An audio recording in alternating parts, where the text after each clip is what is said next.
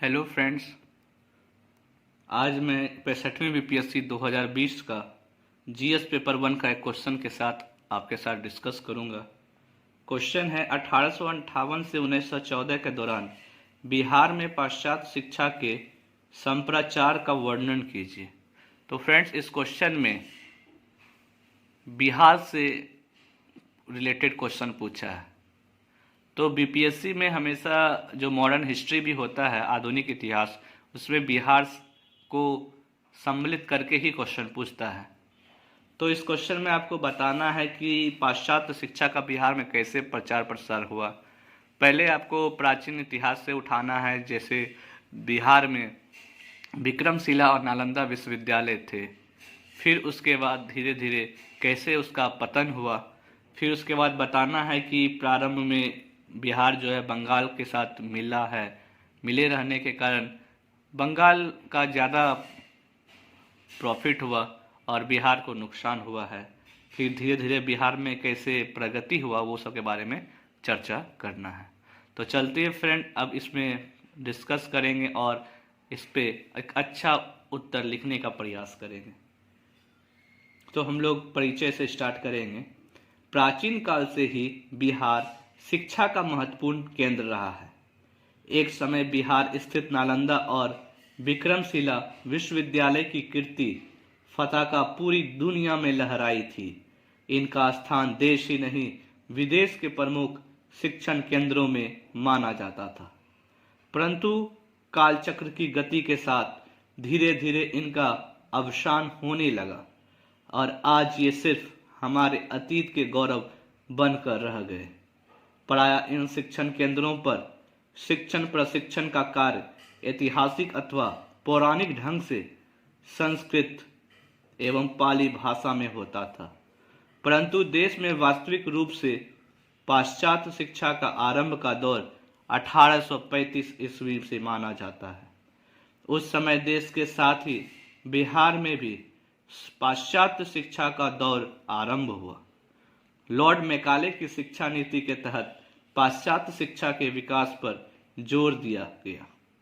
साथ ही यह घोषणा की गई कि अंग्रेजी शिक्षा प्रदान करने वाले शिक्षण संस्थानों को वित्तीय सुविधा उपलब्ध कराई जाएगी। अंग्रेजी शिक्षा को बढ़ावा देने के लिए अनेक बुद्धिजीवियों ने इसका समर्थन किया। टिकारी के महाराजा मित्रजीत सिंह, दरभंगा के महाराजा रुद्र सिंह आदि ने अंग्रेजी शिक्षा को लोकप्रिय बनाने के लिए उदारता पूर्वक आर्थिक सहायता प्रदान की। प्रारंभ में पाश्चात्य शिक्षा को लेकर बिहार के निवासियों में अनेक भ्रांतियां थी, जिसके कारण इसका लाभ केवल बंगालियों ने उठाया था। 1861 ईस्वी में बंगाल के शिक्षा निर्देशक W.S. एटकिसन ने बिहार के शिक्षण पिछड़ेपन की समीक्षा की और कहा कि बिहारियों ने अज्ञानता और रूढ़िवादी दृष्टिकोण से कारण अपने को आधुनिक शिक्षा से दूर रखा, जिससे वे सरकारी सेवाओं में भर्ती से वंचित रह गए। प्रारंभ में पाश्चात्य शिक्षा में बिहार के पिछड़ेपन का एक प्रमुख कारण बिहार का बंगाल में होना भी था, क्योंकि उस समय सीमित शिक्षा नीति थी, जिसके कारण केवल मुख्य केंद्र ही शिक्षा के केंद्र में आ सके।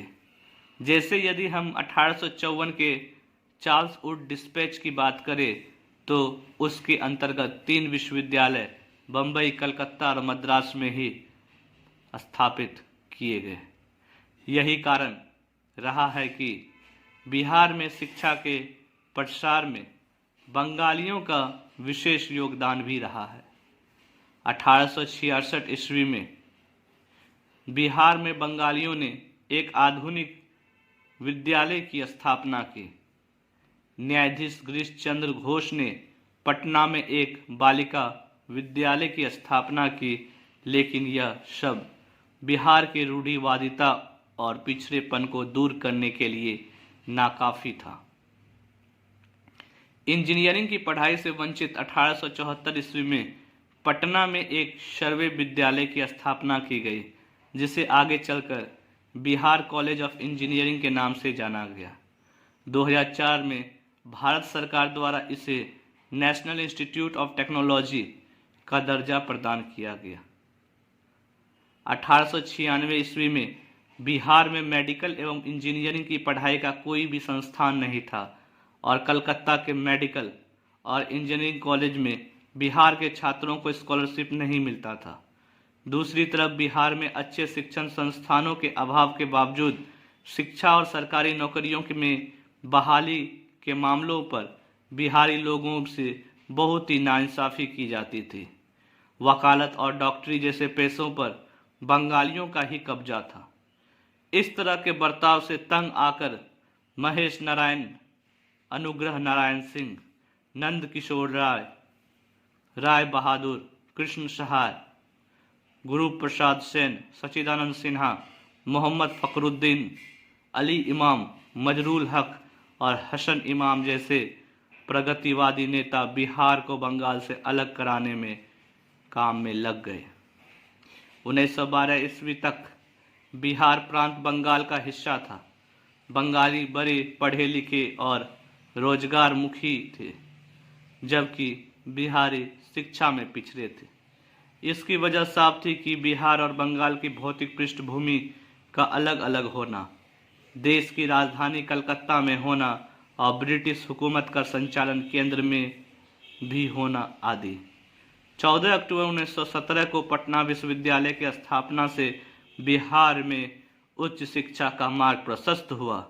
आगे सरकर शिक्षण संस्थानों में इसकी प्रतिष्ठा और लोकप्रियता इतनी बढ़ गई कि एक दौर में इसे पूरब का ऑक्सफोर्ड कहा जाने लगा। प्रारंभ में पाश्चात्य शिक्षा का प्रसार बिहार में बहुत ही धीमी गति से हुआ। बिहार के लोग अपनी रूढ़िवादी विचार के कारण इसका विरोध करते रहे, जिससे लगातार बिहार शिक्षा के मामले में पिछड़ता रहा। कुछ समय बीतने के साथ बिहार में प्रगतिवादी सोच रखने वाली बुद्धिजीवियों के आगमन के साथ धीरे धीरे इसका विस्तार होना शुरू हो गया। 1912 में पृथक बिहार प्रांत के गठन के बाद पाश्चात्य शिक्षा में गति पकड़ी, जो तकनीकी शिक्षा, मेडिकल शिक्षा, रिसर्च आदि क्षेत्रों के माध्यम से आज भी अनवरत रहा है, जारी है। अब इसका निष्कर्ष के बारे में हम लोग लिखेंगे।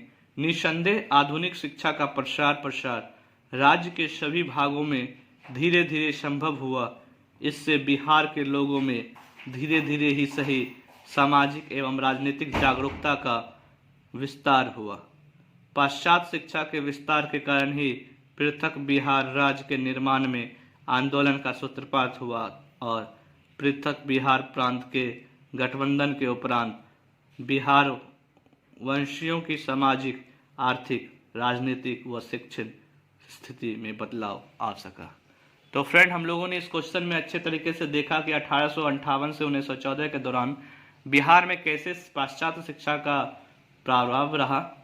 तो इसका जो फैक्टर था, तो बंगाल जो था वो मेन फैक्टर भी रहा है कि, और मेन बात है कि रूढ़िवादी और जो है वो भी बहुत ही दिक्कत रही बिहार में विकास के क्षेत्र में।